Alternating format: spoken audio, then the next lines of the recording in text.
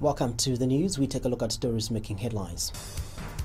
Finance Minister Margaret Mwanakatwe says government has this year so far paid over $800 million in debt service. Catholic Parish St. Ignatius in Lusaka has offered itself to reconcile President Edgar Lungu and opposition UPND leader Hakainde Hichilema. Now the news in detail. Minister of Finance Margaret Mwanakatwe says government has this year so far paid over $800 million in debt service. Mrs. Mwanakatwe says government has also not registered any default in debt payment. She says had this not been so, investors in Zambia's Eurobonds and other financing facilities would have activated cross-default provisions in accordance with international debt marketing regulations. Mrs. Mwanakatwe says government's thoughts resonate with the thoughts of Zambians' development partners that debt vulnerabilities pose the risk of reversing the benefits of earlier debt relief initiatives. She states that this is why within the current session of Parliament, she will present specific details on the implementation of austerity measures related to debt. Mrs. Mwanakatwe disclosed this in her speech on the 2018 annual meetings of the International Monetary Fund and the World Bank Group held in Bali, Indonesia. And Mrs. Mwanakatwe has described the annual meetings as having been successful, and she notes that the successful bilateral meetings her delegation held in Bali are signals that Zambia's economic reform policies and programs are of international market standard. Mrs. Mwanakatwe is optimistic that these policies and programs will continue to attract quality stakeholders' interest both locally and in the international community.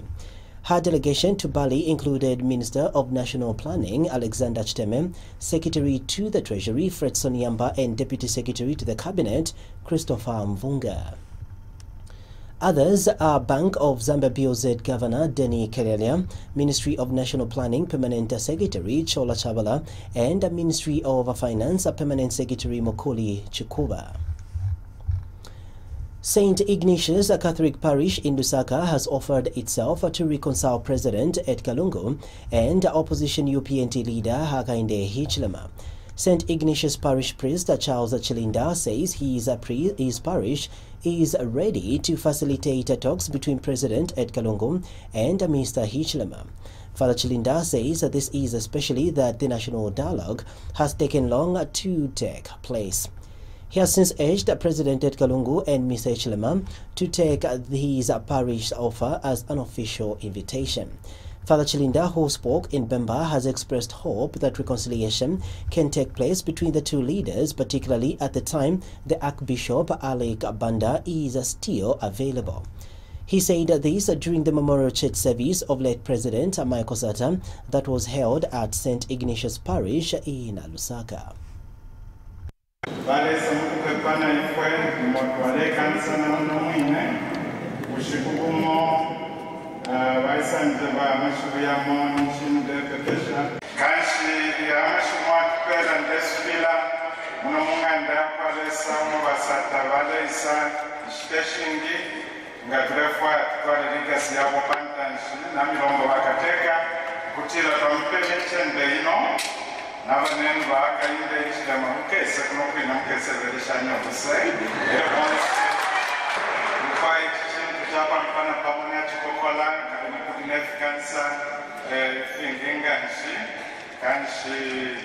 Any official invitation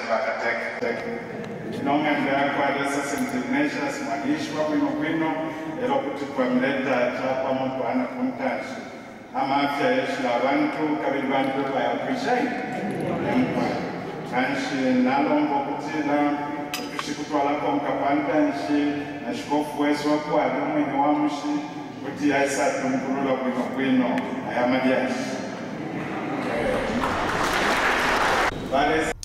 And Archbishop Banda said late President Michael Sata should be remembered as a man of action and a man of the people who desired unity of the country regardless of tribe, region or political divide. He has urged Zambians to remain resolved and uphold the One Zambia, One Nation motto. Remember the President, His Excellency Mr. Michael Chilufya Sata, as a man of action, a man of people, and he staunch Catholicism. Remember him as a man of action, a man of the people, and indeed he staunch Catholicism. He desired by our sisters in Christ to lead our nation as a God-fearing man.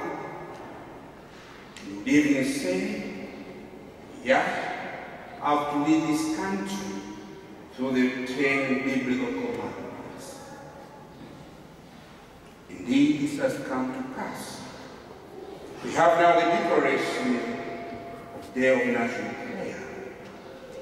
He desired, my dear brothers and sisters in Christ, to give a constitution that will stand the test of time. A constitution which is based on agreed principles. Principles of justice. A constitution that is based on agreed just procedures, and a constitution which is just. Meanwhile, President Edgar Lungu, who attended the Memorial Church service, has called on Patriotic Front members to respect and uphold the legacy of late President Michael Chilufya Sata. President Lungu is urging party members to practice forgiveness, embrace each other, and living in unity. He has recalled that late President Michael Sata was a man with qualities of forgiveness, tolerance, and of embracing everyone. President Lungu states that the best way to remember late President Michael Sata is by doing all the positive things he used to do.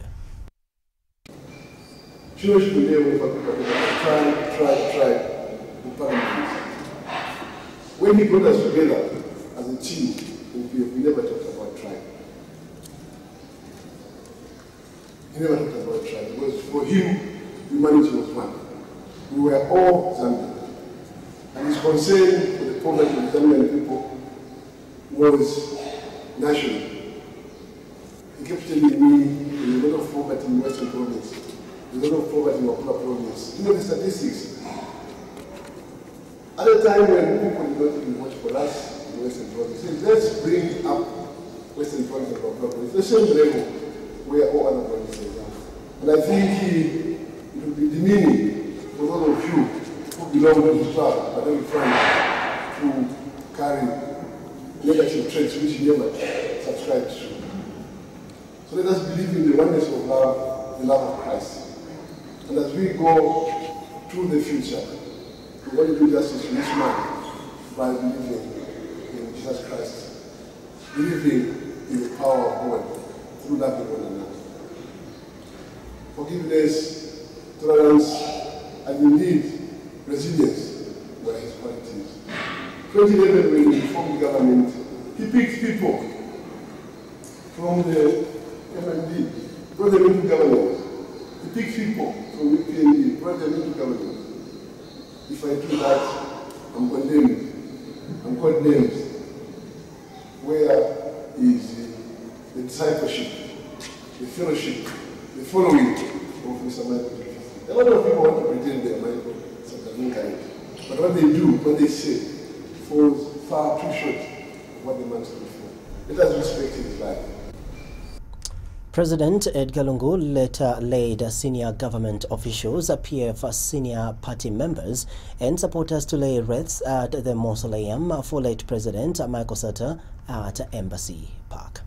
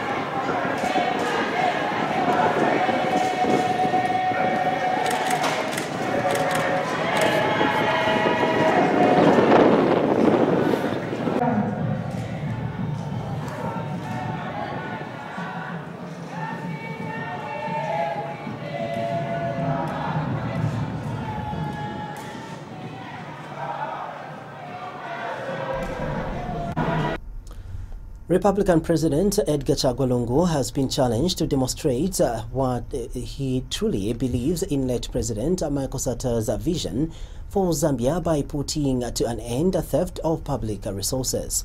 National Democratic Congress NDC consultant Chimba Kambwili has also urged President Lungu to show that his government truly cares about the poor. Mr. Kambwili, who is also one member of parliament, wants President Lungu and his government to realize that leadership is about uplifting the lives of the people. In an interview with QTV News, Mr. Kambwili says this means that President Lungu needs to make the necessary radical changes as he reflects on the leadership late President Michael Satta left. Mr. Kambwili has recalled that the late Republican president demonstrated that he was more interested in ensuring that every Zambian can afford 3 meals a day than he was interested in enriching himself. Radical change. They should stop stealing. They should care about the poor. They should not pretend that they are developing this country and yet they are getting commissions from the projects that they are doing. They should think for the poor, because leadership is about uplifting the living standards of the people, not uplifting the living standards of the leaders. What we are seeing today are selfish leaders, but time for reckoning will come. Let them reflect as they remember our great leader who never thought of uplifting his own living standard before the people of Zambia can have 3 meals a day. Radical change.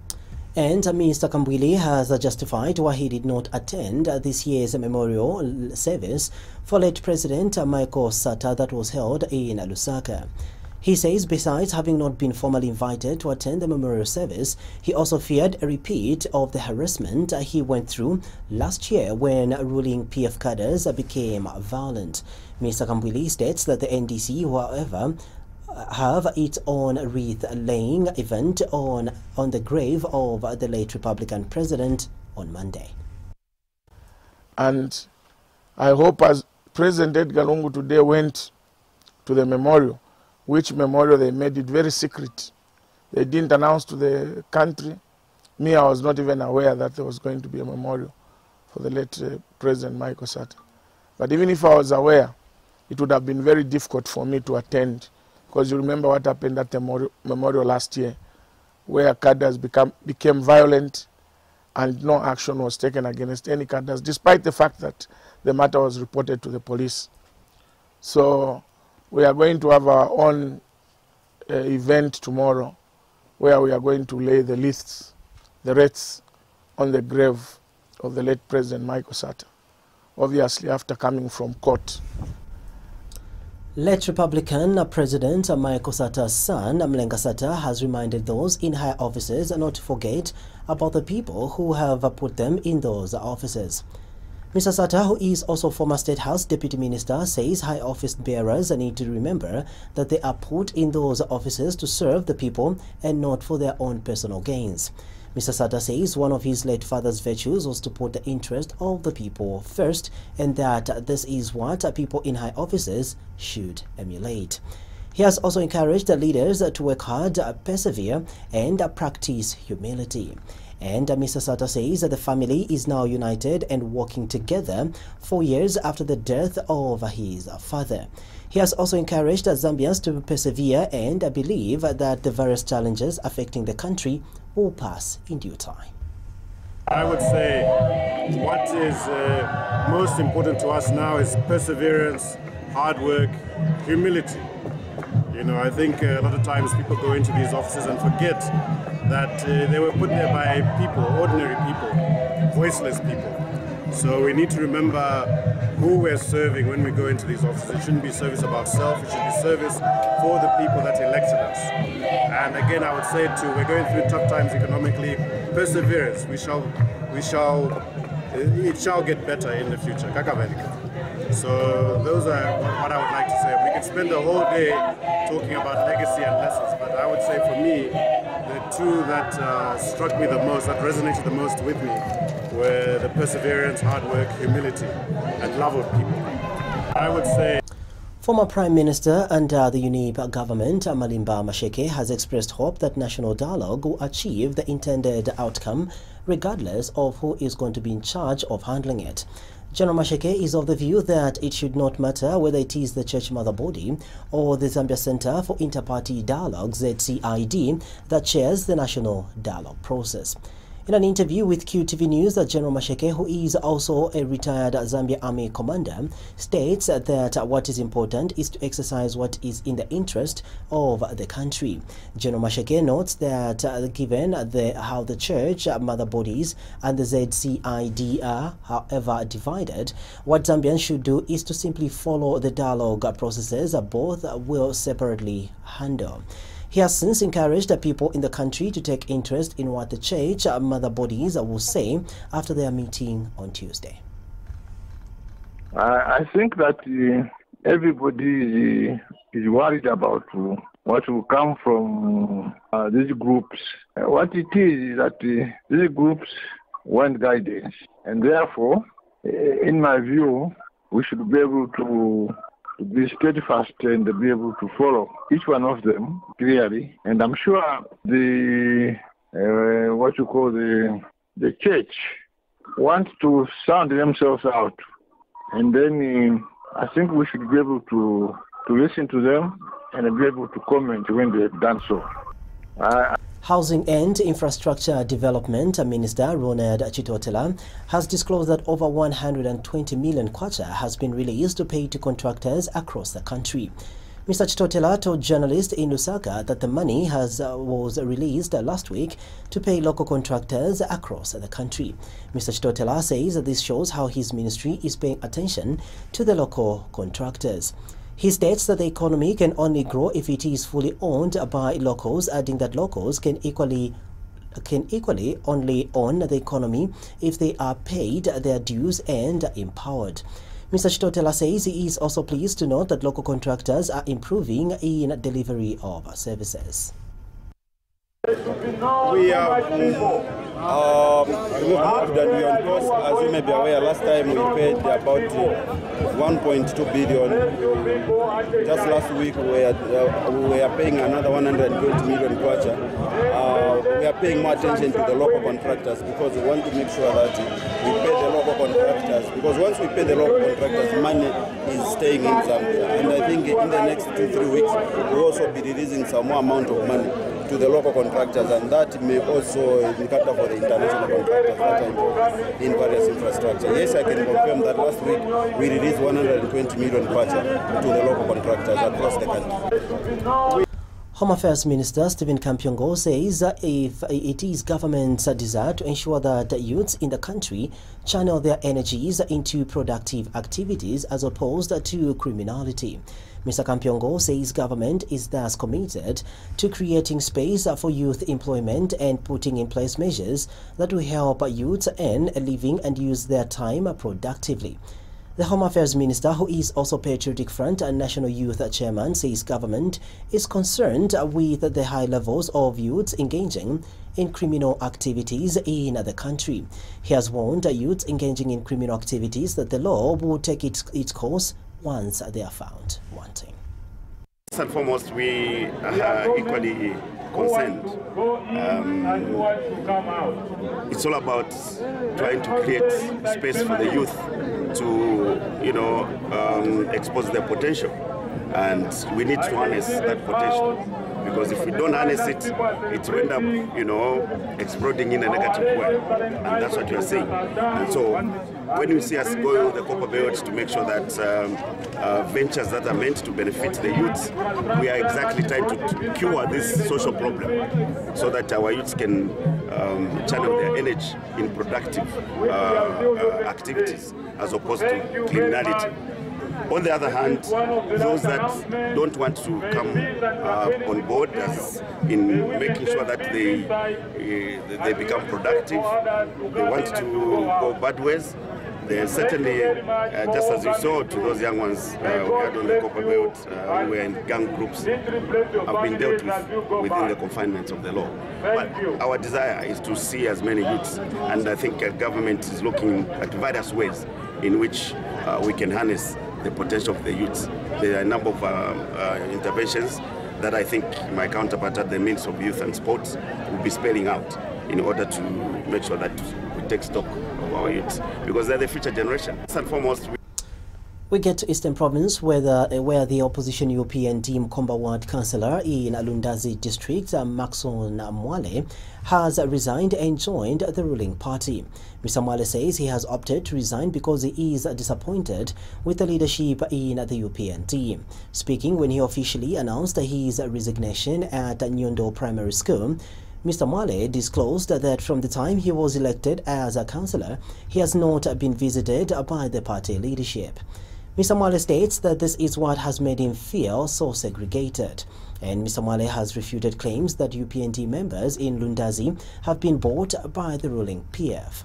Mr. Mwale says his leadership style in particular is to serve the people and not to look at money in his discharge of duty. He says he has, however, realized that he can only deliver development as a councillor when he has the support from his political party, which he claims he did not get from the UPND. Moving on in our news, Minister of Health Chitalu Chilufya has announced that government will next month commence the construction of a modern state-of-the-art medical stores hub in Kabompo, Northwestern Province. Dr. Chitalu says that this will be at the cost of $2 million. Speaking after touring a rented temporary medical hub in Kabompo, Dr. Chilufya said the government has resolved to have a zero stock out of drugs in the country. Dr. Chilufya says that this is why government is decentralizing the medical stores across the country to address the inefficiencies related to the availability and provision of drugs. He states that government is decentralizing the medical stores in two phases, which involve renting a temporary structure where permanent hubs are being constructed. Northern Province Minister Brian Mundubile says that challenges of accommodation in his province are an opportunity for investment. Mr. Mundubile says accommodation is in fact one of the facilities that are missing to fully actualize the tourism potential of the province. He has told QTV News that his administration is, however, pleased that one of the local companies, Mikalile, is investing 12 million kwacha to constructing a hotel in Kasama. Mr. Mundubile says his administration is inviting other investors to do the same in lodging conference facilities at Kasaba Bay.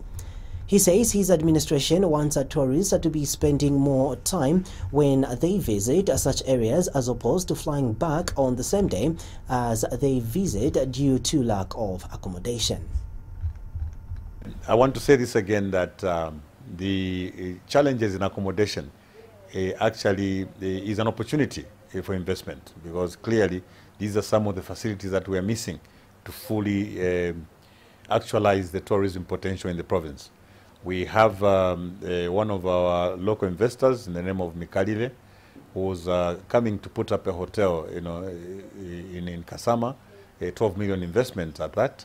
And we're inviting more investments in hotels and conference facilities at Kasaba Bay, so that we don't have to fly back our tourists once they've been there. They can spend a couple of days in the province.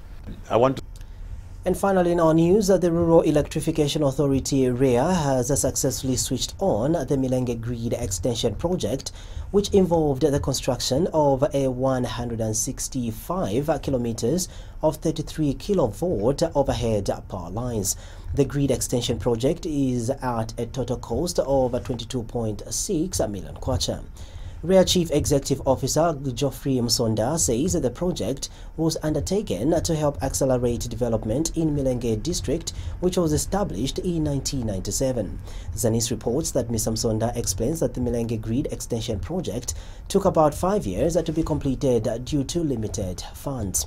He was speaking when he officially commissioned the project in Milenge District before handing it over to ZESCO. And Mr. Msonda states that the implementation of the Milenge Grid Extension Project was phased into 4 lots before successfully completed. He states that the works on all the 4 phases of the project are 100% completed, adding that the entire project has so far directly benefited a population of 10,448 people. The project involves the connection of Milenge District Education Board Office, DEBS, Milenge Boarding Secondary School, and the newly constructed Milenge District Hospital, among many public institutions. That's all we had for you in our news, but before we go, a recap of stories making headlines. Minister of Finance Margaret Mwanakatwe says government has this year so far paid over $800 million in debt service. And Catholic Parish St. Ignatius in Lusaka has offered itself to reconcile President Edgar Lungu and opposition UPND leader Hakainde Hichilema. Thank you so much for your time. Have yourselves a very